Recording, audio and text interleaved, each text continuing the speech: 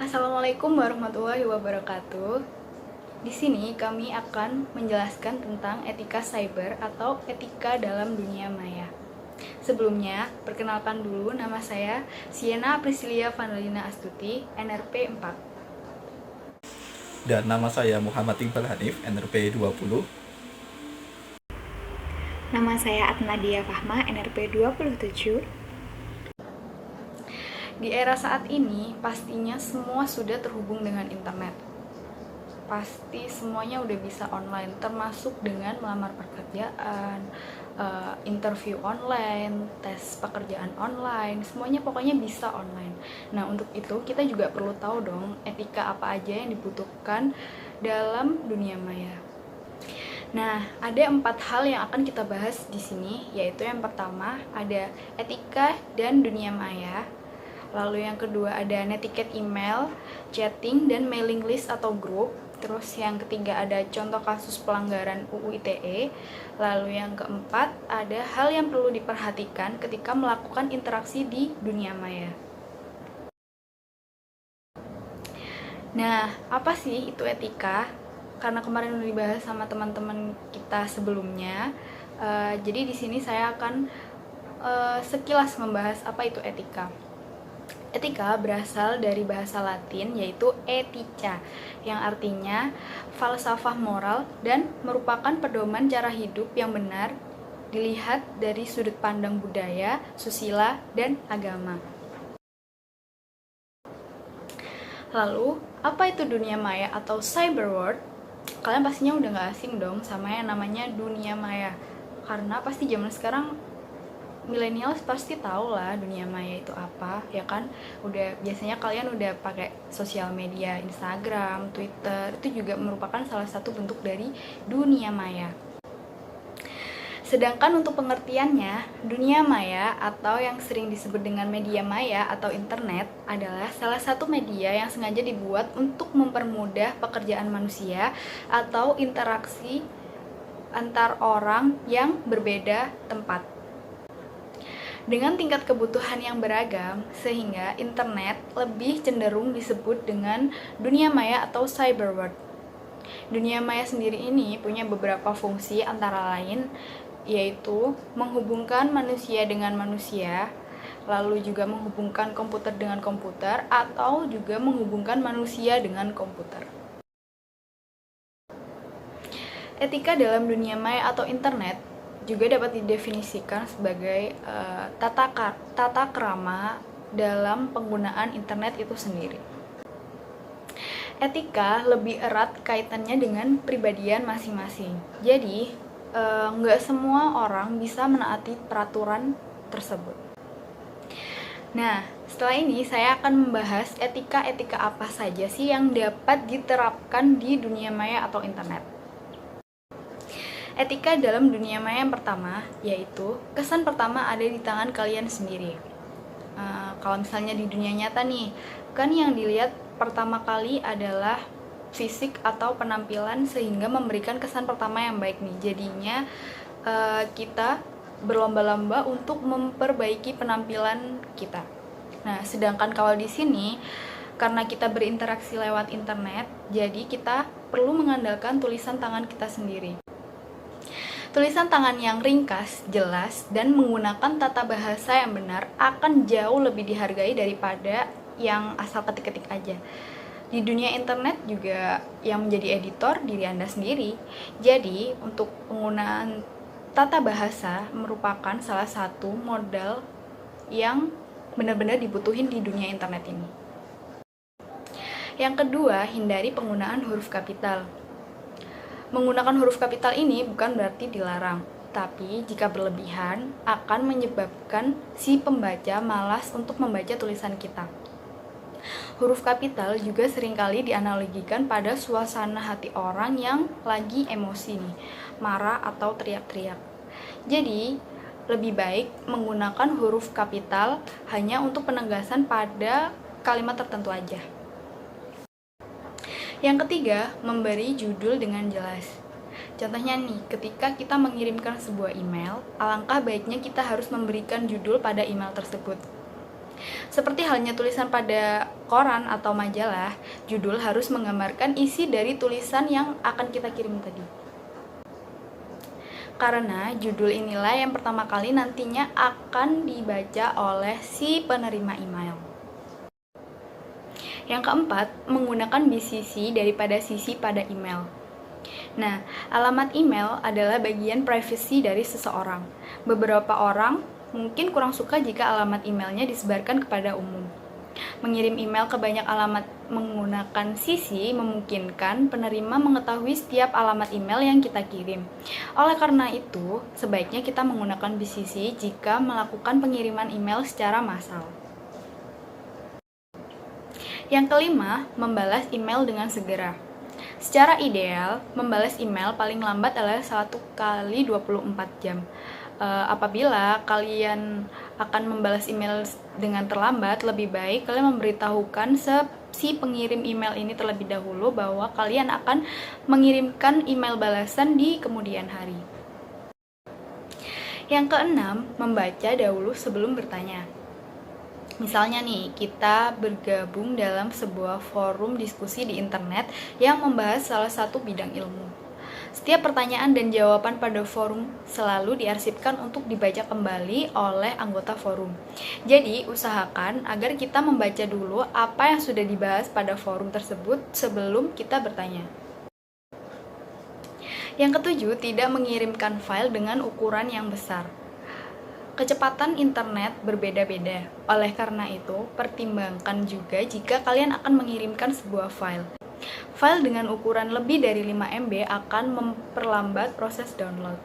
Jadi nih, kalau misalnya kalian mau mengirimkan sebuah file yang lebih dari 5 MB, alangkah baiknya dikompres terlebih dahulu.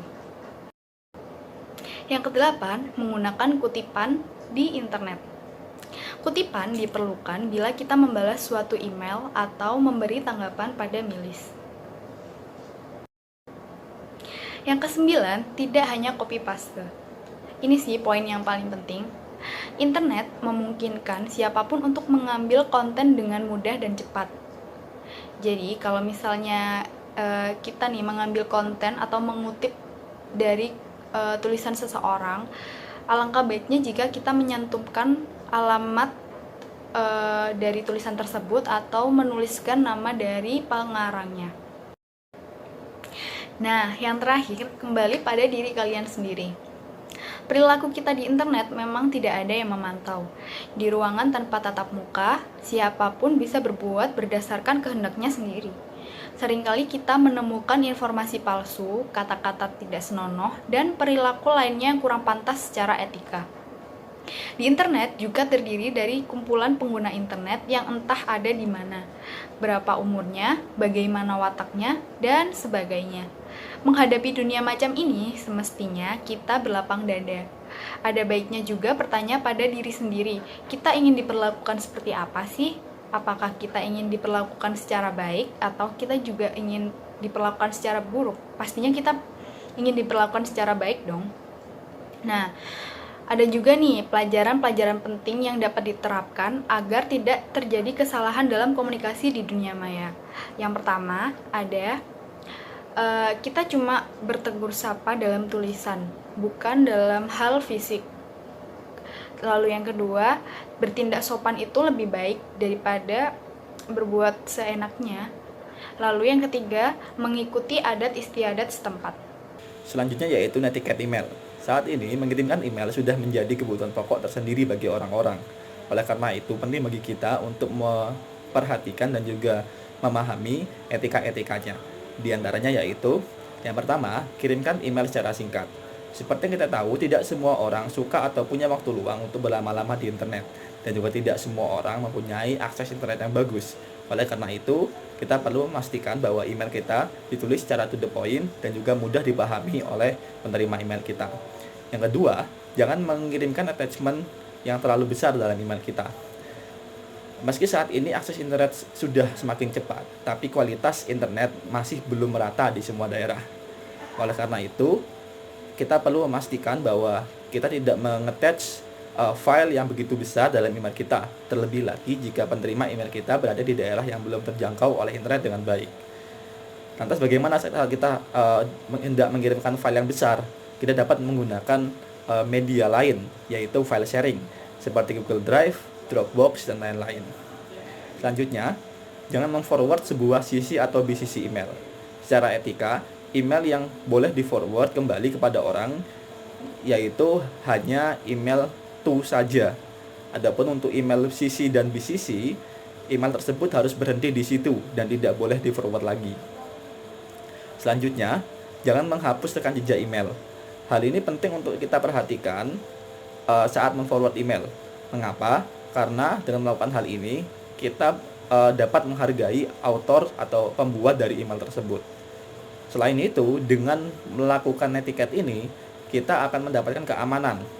Karena saat terjadi suatu tuntutan terhadap email tersebut, akan mudah bagi kita untuk membuktikan bahwa kita bukan pembuat emailnya. Selanjutnya, jangan mengubah isi dari email yang kita forward. Dalam hal ini bisa saja kita menambah isi dari email tersebut. Tapi adapun untuk mengubah, kita hanya boleh mengubahnya hanya dengan seizin dari pembuatnya atau autornya. Selanjutnya, jangan sering membisisi orang lain.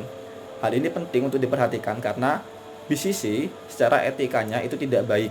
Karena bisisi kesannya adalah berbisik-bisik atau mengunjing. Bahkan jika kita terlalu sering melakukan bisisi, kita bisa saja disejajarkan sebagai seorang spammer. Dan hal ini tidak baik dalam etika dunia maya. Hal lain yang banyak dilakukan orang-orang di dunia maya adalah chatting. Oleh karena itu, saat melakukan chatting, kita perlu memperhatikan beberapa netiquette-nya. Di antaranya yaitu, yang pertama, jangan pernah memberikan informasi apapun kepada orang yang belum kita kenal. Hal ini sangat penting untuk kita perhatikan karena informasi tentang diri kita bisa saja disalahgunakan oleh pihak yang tidak bertanggung jawab. Maka dari itu, pastikan kita hanya memberikan info tentang diri kita hanya kepada orang-orang yang sudah benar-benar kita kenal. Adapun terkait tentang akun chatting di sosial media kita juga perlu mengatur privasi data di akun-akun tersebut. Pastikan kita tidak menampilkan informasi penting tentang diri kita kepada publik. Yang kedua, kita perlu berhati-hati dalam menggunakan huruf besar dalam percakapan. Sebab penggunaan huruf kapital atau huruf besar dalam pesan di dunia maya dapat diartikan sebagai kondisi seseorang yang sedang emosi, atau sedang marah, atau sedang berteriak-teriak. Maka dari itu, kita perlu berhati-hati dalam menggunakan huruf besar ini untuk menghindari kesalahpahaman dalam chatting. Yang ketiga, jangan menggunakan kata-kata yang berisi informasi yang tidak bermakna. Misalnya seperti tanda baca yang berulang-ulang. Hal ini perlu kita perhatikan, terutama saat kondisi formal. Misalnya seperti saat kita berkomunikasi dengan bos atau berkomunikasi dengan orang-orang yang kedudukannya lebih tinggi dari kita. Hal ini akan mempengaruhi formalitas atau kesopanan dari pesan di chat kita. Yang keempat, jangan menggunakan kata-kata yang tidak senonoh atau tidak sopan. Ya, untuk hal ini tentu tidak hanya di dunia maya. Di dunia nyata pun kita juga harus menghindari dan tidak sepatutnya melakukan hal ini. Selanjutnya, jangan pernah melayani teman chatting yang menggunakan kata kasar. Sebab menjaga hubungan tetap baik adalah hal yang penting untuk dilakukan. Entah itu saat berinteraksi di dunia maya atau di dunia nyata. Maka dari itu, hal ini cukup penting untuk kita perhatikan. Selanjutnya adalah netiquette pada mailing list atau milis. Milis adalah wadah komunikasi virtual antar anggota yang menggunakan email. Milis ini adalah sistem chatting berbentuk grup. Kalau di sosial media, mungkin kita dapat mengambil contoh pada beberapa grup chatting yang ada pada WhatsApp, Line, dan lain-lain. Karena forum chatting ini diikuti oleh banyak orang, maka terdapat beberapa netiquette khusus yang perlu kita perhatikan. Di antaranya yaitu, yang pertama, jangan menggunakan huruf kapital. Seperti yang sudah kita bahas sebelumnya, kurang kehati-hatian dalam menggunakan huruf kapital dapat mengakibatkan kesalahpahaman dalam milis. Oleh karena itu, hal ini cukup penting untuk kita perhatikan. Selanjutnya, kutip seperlunya. Saat kita hendak memberi tanggapan terhadap postingan seseorang dalam suatu grup, maka sebaiknya kutiplah bagian terpentingnya saja. Hal ini bertujuan agar tidak mengakibatkan forum terganggu. Yang ketiga, perlakuan khusus terhadap pesan pribadi. Seperti yang kita tahu, tidak semua pesan dapat dikirimkan ke grup umum. Maka pastikan bahwa pesan-pesan yang hanya pantas dikirim via pribadi supaya tidak dikirimkan ke dalam grup-grup umum. Yang keempat, berhati-hatilah terhadap informasi atau berita yang hoaks. Hal ini penting untuk diperhatikan karena informasi yang kita sebarkan di grup akan langsung tersampaikan kepada orang banyak. Oleh karenanya, kabar yang dikirimkan lewat grup akan cenderung lebih cepat menyebar dibandingkan kabar-kabar yang dikirim lewat jalur pribadi. Selanjutnya, perlakukan khusus saat hendak menyimpang dari topik. Nah, saat kita ingin menyimpang di luar topik, maka berilah keterangan pada pesan kita supaya subjek dari diskusi kita yang ada pada grup tidak rancu. Selanjutnya, hindari personal attack. Melakukan personal attack dalam sebuah forum grup dapat mengakibatkan hubungan tidak baik antar anggota, yang nantinya juga dapat berujung pada tidak lancarnya proses diskusi dalam grup. Oleh karena itu, hal ini juga penting untuk kita perhatikan.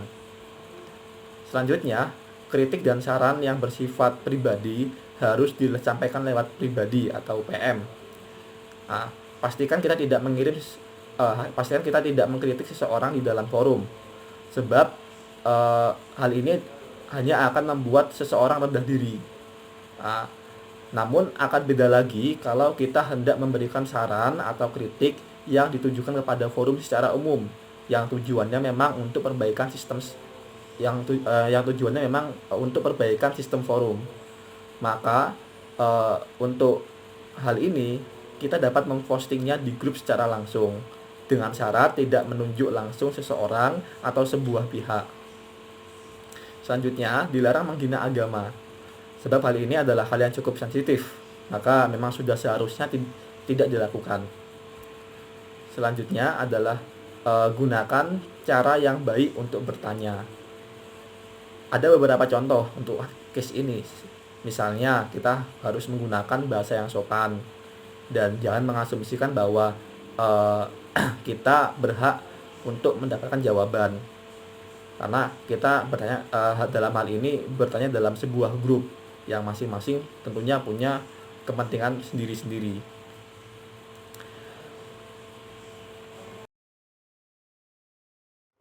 Nah, selanjutnya saya akan menjelaskan secara singkat tentang apa itu UU ITE. UU ITE sendiri merupakan Undang-Undang Republik Indonesia Nomor 11 Tahun 2008 tentang informasi dan transaksi elektronik. UU ITE sendiri ini merupakan UU yang mengatur tentang informasi serta transaksi elektronik atau teknologi informasi secara umum.